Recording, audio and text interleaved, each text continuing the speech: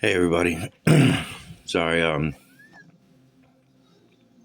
just watched a video that really struck on how we sometimes walk around like we're better and how we don't forgive easily. And it just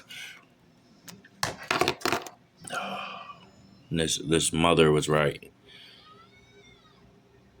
God still forgave. Jesus forgave. And the tortures that Jesus went through, just unbelievable. And he was butt naked. Like the movies that you see that he has a loincloth was out of respect. But Jesus Christ was butt naked, beaten front and back. And we're talking about so bloody and unrecognizable. Thorns that were pushed into his skull that went into his brain. Spit in his face, starved, not given water. And he survived all that. And then on top of it, we're not talking about regular nails here. We're talking about nails the size of railroad spikes put into his hands and his feet. And here we are, walking around like we're free to do whatever, to treat people however. Because nowadays we wouldn't allow something like that to happen. And we sure as hell wouldn't forgive them. Not even me. I mean, but that's what's evil. You understand? That's what's evil through us. Because Jesus went through all that and still forgave.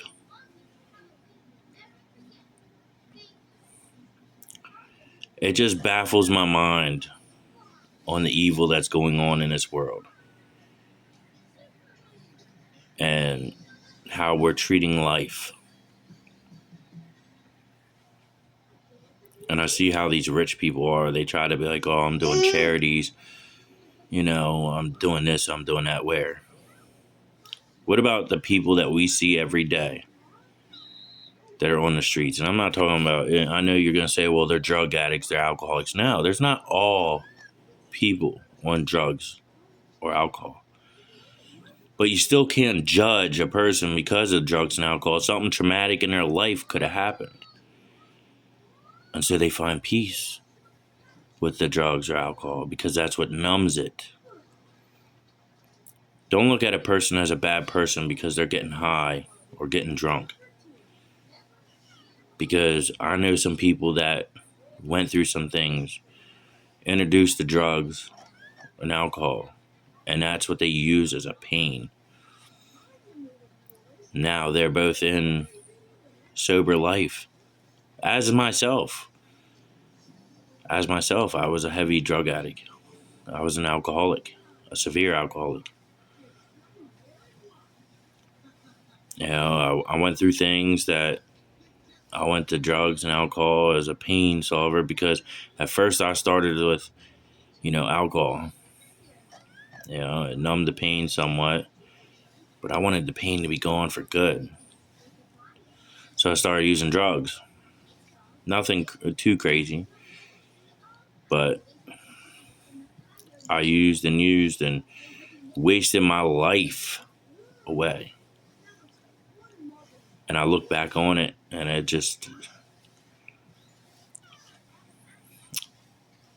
it's a heavy burden I carry due to the facts that, I should have went and did the right thing and seen, therapist, counselor, you know, but God, when he came into my life again, but he's always been in my life. Let me put it this way. So when I was younger, I was all about God. Went to church, went to, camps with my, that they had and that. Went to these, Christian shows and that. And then when I got older, I rebelled and just started doing things on my own and that. But then when all these things happened that just kept going on a downslide, it was like a giant landslide just going. It took a lot. I'm not going to get in full details of what really got me back into it. But going to him was the best thing in my life again. And, I thank God every day because I went through so much, but he was there and somehow I made it. Now that's a miracle. That's a miracle because the things I've been through, for those that know what I'm talking about and have been through some horrific things that they should have died. I was in Johnstown when I was younger, and I was going up this hill, and we were in this piece of crap Ford Taurus, and the transmission was slipping like crazy, and we were going up this big hill, and I didn't see this truck. I looked in the mirror, side view, and the rear, put on the turn signal for a little bit because of that transmission, and as soon as it got that enough momentum, I started going over, and this truck out of nowhere just slams into us. And if I still had pictures, that wheel tore up that doors. We're talking about front and back. But it was unbelievable when it finally let go of us because we were stuck. We were stuck onto the wheel. And finally, when it released, we got pushed away and almost went into the side of the mountain.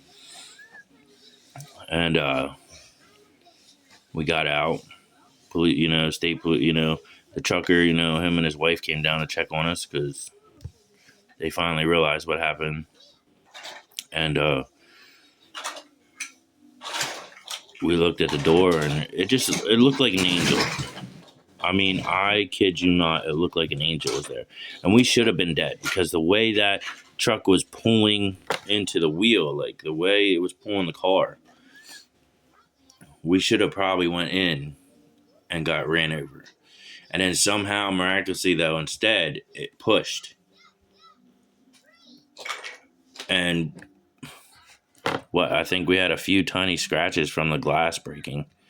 But that was it. Like nothing, no bruises, nothing broken, no blood really, except them little tiny scratches. That's it. I think I had like 3. The girl behind me had like 2 or 1 or something. And then the other girl that was, beside me in the passenger seat, nothing.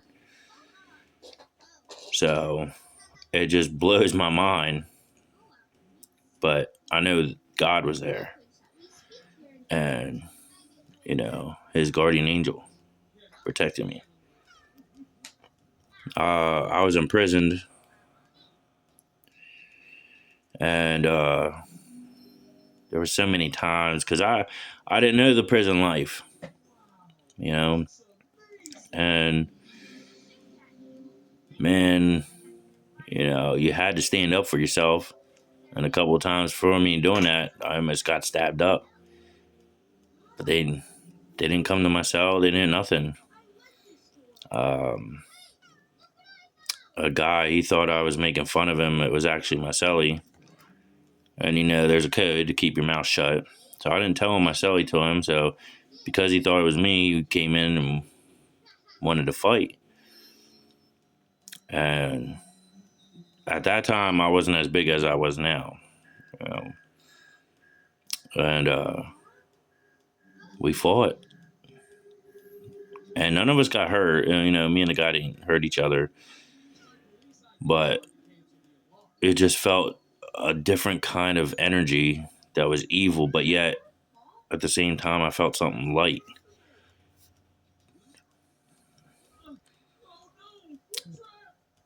But now that I think about things, I forgive everybody. Everybody that's done me wrong. I do right now. I mean, after I seen that video of that mother talking to her son like that, just, explaining that to him, it just really got to me, and I wanted to share it because there's so much evil going on in this world.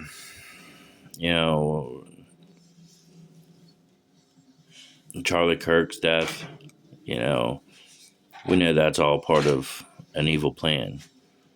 JFK